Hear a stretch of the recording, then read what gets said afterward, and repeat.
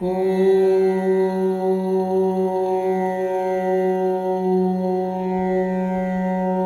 श्री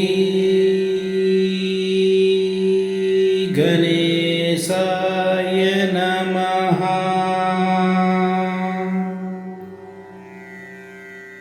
ॐ श्री सरस्वत्यै नमः।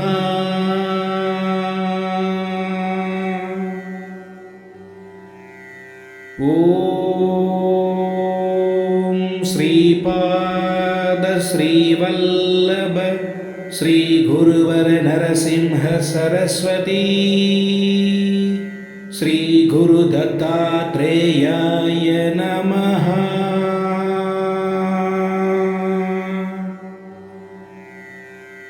दत्तात्रेयाय विद्महे अत्रिपुत्राय धीमहि तन्नो दत्तः प्रचोदयात्। ॐ द्रां दत्तात्रेयाय नमः।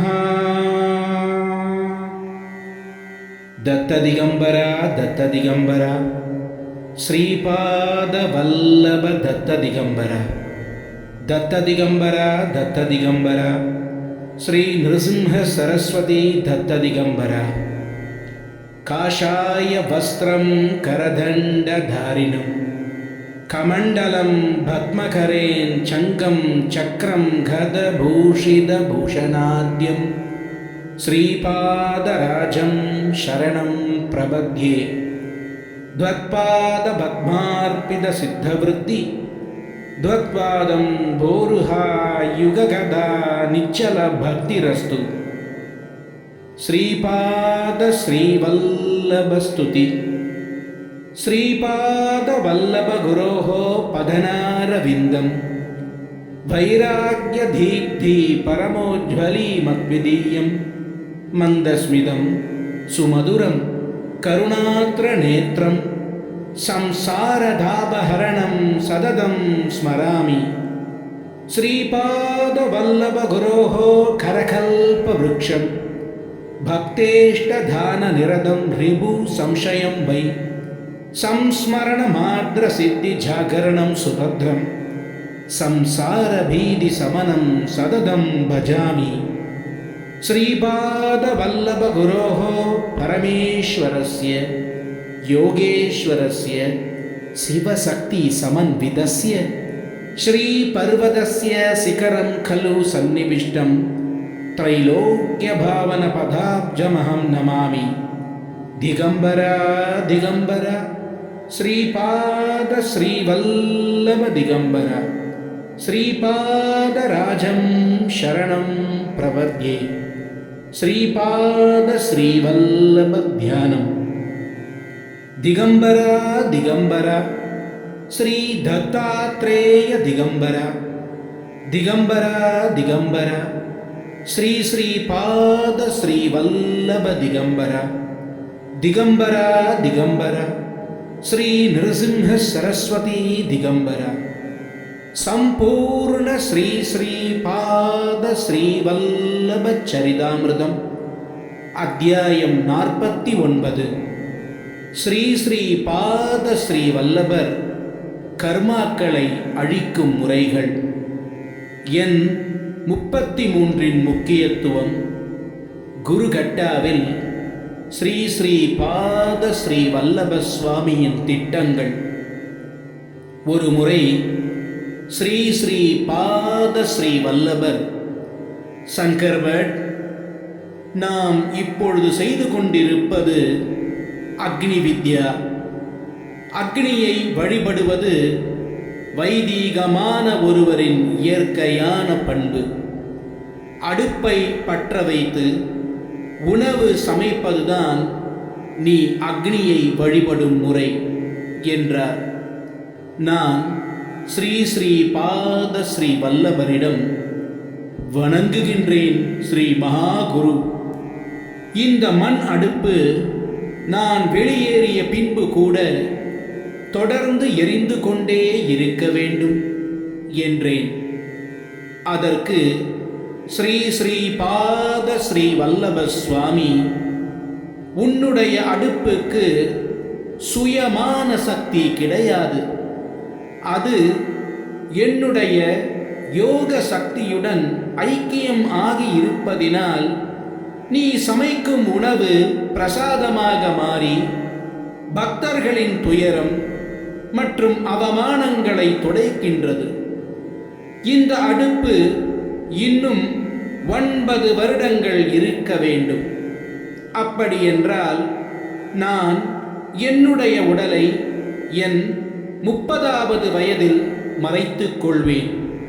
அதற்கு பின்னர் 3 வருடங்களுக்கு பக்தி நிறைந்த மக்களுக்கு பிரகாசமான உருவத்தில் நான் காட்சியளிப்பேன். அப்பொழுது எனக்கு 33 வயது ஆகிவிடும்.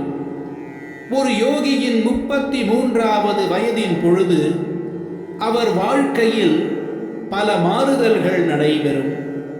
முதுகெலும்புகள் மொத்தம் 33 தான். ருத்ரகணங்களின் எண்ணிக்கையும் 33 கோடிதான். அதற்கு பின்னரும் அக்னி யஜ்யம் தொடர்ந்து கொண்டேதான் இருக்கும். நான் இந்த அக்னி வழிபாட்டை உடல் நிலைக்கு கொண்டு வருவேன். கர்மாவை எரிக்கும் அடையாளமாகத்தான் இந்த அக்னி வழிபாட்டை மேற்கொள்கின்றேன். எனினும் பக்தர்களுடைய கர்மா மொத்த உருவம் எடுப்பதற்கு முன்னால் அது சூக்ஷ்ம ரூபத்தில் இருக்கும்.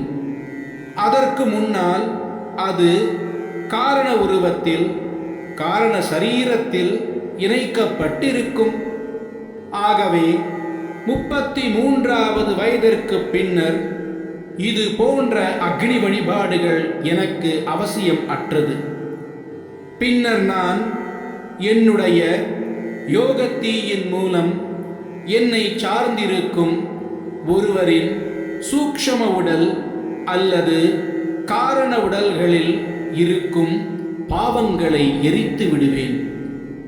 நான் 33வது வயது வரும் வரை நீ இந்த அடுப்பு தீயை தொடர்ந்து எரித்து கொண்டிருக்கலாம். பின்னர் பக்தர்கள் இங்கு வந்து தானாகவே தங்களுக்கான உணவை சமைத்துவிட்டு சென்று விடுவார்கள். இது போன்று 3 வருடங்களுக்கு தொடரும். பின்னர் உடல் ரீதியான உருவத்தில் அக்னி வழிபாடு தேவை இருக்காது. நான் பிருத்திவி யஜ்ஞத்தை தொடங்கிவிட்டேன். அது வெற்றிகரமாக நடைபெற்று கொண்டிருக்கின்றது. நான் ஜலயஜ்ஞத்தை தொடங்கியுள்ளேன். அதுவும் வெற்றிகரமாக நடைபெற்று கொண்டிருக்கின்றது. நான் இப்பொழுது அக்னி வழிபாட்டை அக்னி யஜ்ஞமாக தொடங்கி இருக்கின்றேன். அதுவும் எந்தவித தடையும் இல்லாமல் தொடரும். அனைத்து உயிரினங்களிலும் அக்னியின் உருவமாக இருக்கும் ஒருவர் நான் தான். அனைத்து பொருள்களையும் புனிதம் ஆக்குபவனும் நான் தான். அனைத்து பொருள்களையும் எரிப்பவனும் நான் தான் என்றார் ஸ்ரீ ஸ்ரீ பாத ஸ்ரீ வல்லப சுவாமி. பஞ்சபூதங்களுக்கு தொடர்பாக செய்யப்படும் யஜ்ஞ சடங்குகள் பற்றி நான் இதுவரை கேள்விப்பட்டது இல்லை.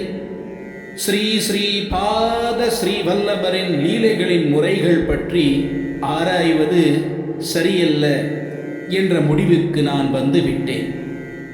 ஒரு நாள் ஒரு புதுமண தம்பதி ஸ்ரீ ஸ்ரீ பாத ஸ்ரீ வல்லப சுவாமியை காண வந்தனர். அவர்களை பஞ்சதேவ மலையில் இருக்கும் தர்பார் மண்டபத்தில் தங்குமாறு கட்டளையிட்டார். 2 நாட்களுக்கு பிறகு அந்த இளைஞன் இறந்து விட்டான். வரங்கள் அளிக்கும் அருள் நிறைந்த கடவுளான ஸ்ரீ மகாகுரு அவர்களை காப்பாற்றுவார் என்று நம்பினார்கள். ஆனால் புது மணப்பெண் இப்பொழுது விதவை ஆகிவிட்டாள். அது எந்த பெண்ணாலும் தாங்கிக் கொள்ள முடியாது. புதுமண தம்பதியின் உறவினர்கள் பஞ்சதேவமலைக்கு வந்தனர். அந்த சடலத்தை எரிக்கலாமா அல்லது வேண்டாமா என்ற குழப்பம் ஆனது நிலவியது. ஸ்ரீ ஸ்ரீ பாத ஸ்ரீ வல்லப சுவாமியின் அனுமதி இல்லாமல் பஞ்சதேவமலையின் தர்பாரில் இருந்து பிணத்தை கொண்டு செல்ல முடியாது. புது மணப்பெண் துக்கத்தின் அடையாளமாக காணப்பட்டாள். ஸ்ரீ ஸ்ரீ பாத ஸ்ரீ வல்லபர் தன் தர்பாருக்கு வந்தார். அந்த புது மணப்பெண் தன் துரதிருஷ்டத்தை பற்றி அவரிடம் முறையிட்டாள். ஸ்ரீ ஸ்ரீ பாத ஸ்ரீ வல்லப சுவாமி கர்மாக்களின் பலன்கள் தவிர்க்க முடியாது என்று குறிப்பிட்டார். பின்னர் அந்த புதுமணப்பெண், செயலற்ற கர்மாவிற்கு என் கணவரை இறக்கச் செய்யும் சக்தி உண்மையில் இருந்தால் கர்மாவிற்கு சிலை அந்தஸ்து அளித்து கோவில் கட்டி வணங்கலாம். சைதன்யத்தின் உருவகமான, தீயின் உருவமான, தீயை அடையாக கொண்ட ஸ்ரீ ஸ்ரீ பாத ஸ்ரீ வல்லபருக்கு முடியாது என்ற ஒன்று கிடையாது என்றுதான் நான் கேள்விப்பட்டிருக்கின்றேன். இந்த துர்பாக்கியசாலிக்கு மாங்கல்ய பிச்சை அளித்து அருளுமாறு கேட்டுக்கொள்கின்றேன் என்று வேண்டிக் கொண்டாள். அந்த புது மணப்பெண்ணுக்கு ஸ்ரீ ஸ்ரீ பாத ஸ்ரீ வல்லபரின் கருணை மற்றும் இரக்கத்தின் மீது அபார நம்பிக்கை இருந்தது. இறந்தவருக்கு உயிர் அருளுதல்.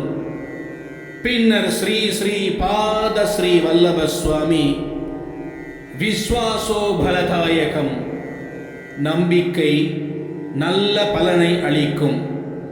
உனக்கு என்மேல் வலுவான நம்பிக்கை இருந்தால் உன் கணவர் மீண்டும் உயிரோடு வருவார். கர்மாவின் விதியை மீறாமல் நான் உனக்கு ஒரு வழியை கூறுகின்றேன். உன் மாங்கல்யத்தை விற்று அந்த பணத்தில் உன் கணவரின் எடைக்கு நிகரான விறகு வாங்கு. அந்த விறகை இங்கு கொண்டு வா.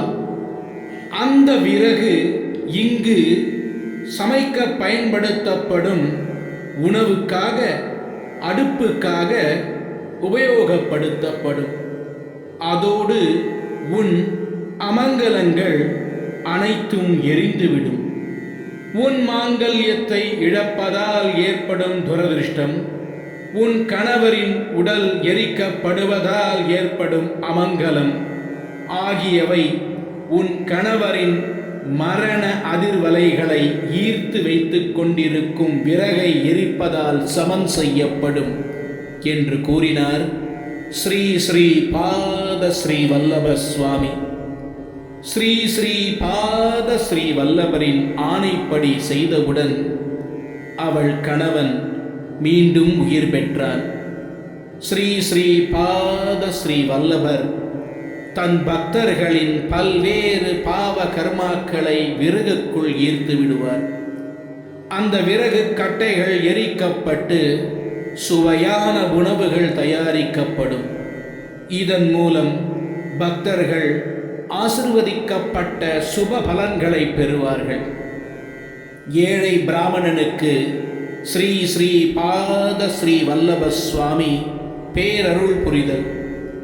இன்னொரு சந்தர்ப்பத்தில் ஒரு ஏழை பிராமணன் ஸ்ரீ ஸ்ரீ பாத ஸ்ரீ வல்லபரின் தரிசனத்திற்காக வந்தார்.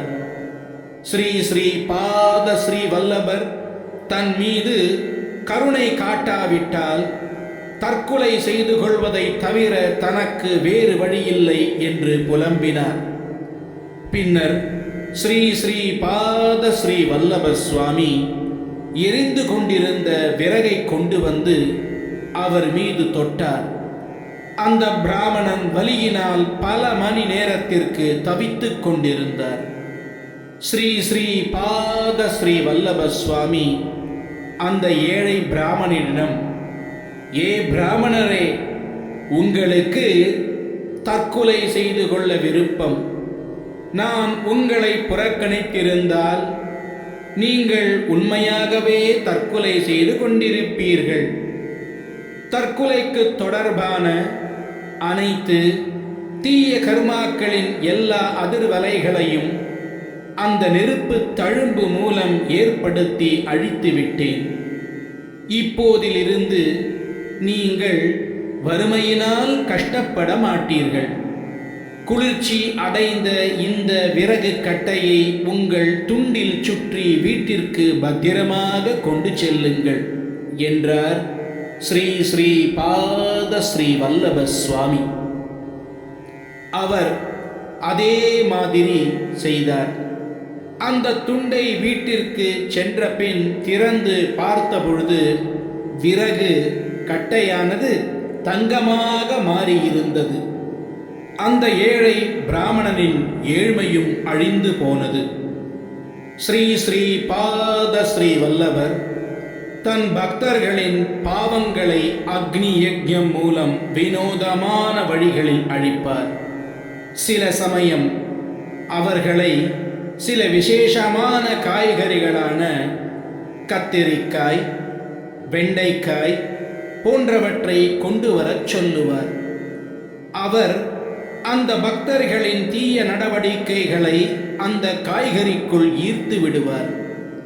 அந்த காய்கறியை கொண்டு செய்த பொரியலை அந்த பக்தர்களை கண்டிப்பாக உண்ண வைப்பார். இவ்வாறு கர்மாக்களின் இன்னல்கள் முழுவதுமாக அழிக்கப்பட்டுவிடும். ஒரு பெண் பருவமடைந்த பின்னரும் திருமணம் நடைபெறாமல் இருந்தாள். அவளுக்கு செவ்வாய் தோஷம் இருப்பதை கவனித்து அவளிடம் சிவப்பு காராமணி கொண்டு வரும்படி கூறப்பட்டது. அந்த சிவப்பு காராமணியை கொண்டு உணவு தயாரிக்கப்பட்டு அந்த பெண் உட்பட அனைவரும் கண்டிப்பாக உண்ண வேண்டும் என்று ஆணையிட்டார் ஸ்ரீ ஸ்ரீ பாத ஸ்ரீ வல்லப சுவாமி. அவளுடைய கர்மாவின் பந்தம் இந்த முறையில் அழிக்கப்பட்டதும் அவளுக்கு ஒரு தகுதியான மணமகனுடன் திருமணமானது நடைபெற்றது. சிலரை தர்பாரில் உணவு தயாரிப்பதற்கு பசு நெய் கொண்டு வரச் சொல்லுவார் ஸ்ரீ ஸ்ரீ பாத ஸ்ரீ வல்லப சுவாமி. சிலரை பசு நெய்யினால் தீபம் ஏற்றச் சொல்லுவார். சில கஷ்டமான சூழ்நிலைகளில் அல்லது திருமணமாகாத பெண்களை வெள்ளிக்கிழமை ராகு காலத்தில் அம்பிகையை வழிபடும்படி ஆலோசனை அளிப்பார். ஒரு முறை ஒரு பக்தர் நோய்வாய்ப்பட்டு படுத்த படுக்கையானார்.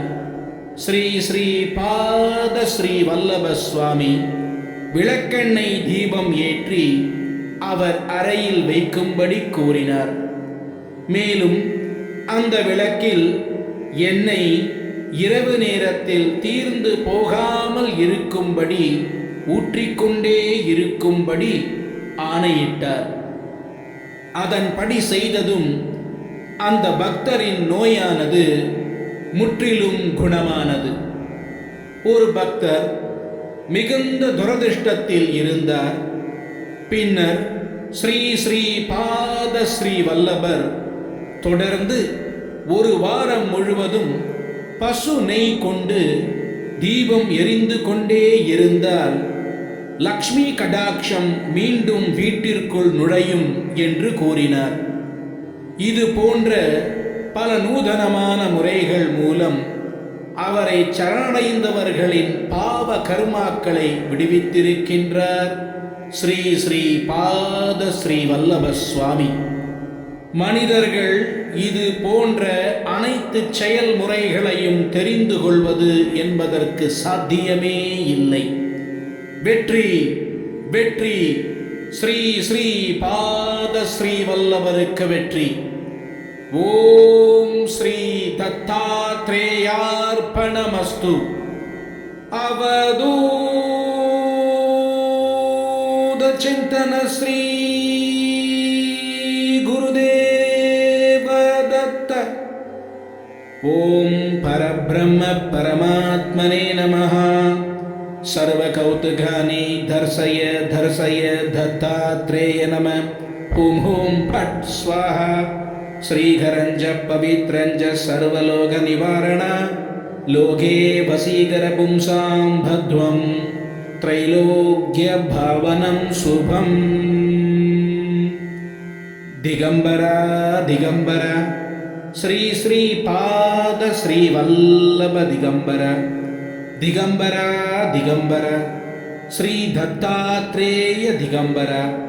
दिगंबरा दिगंबरा श्री नरसिंह सरस्वती दिगंबरा.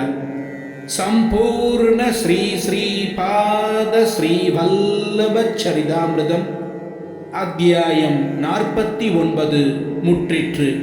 பிற அத்தியாயங்கள் தொடரும்.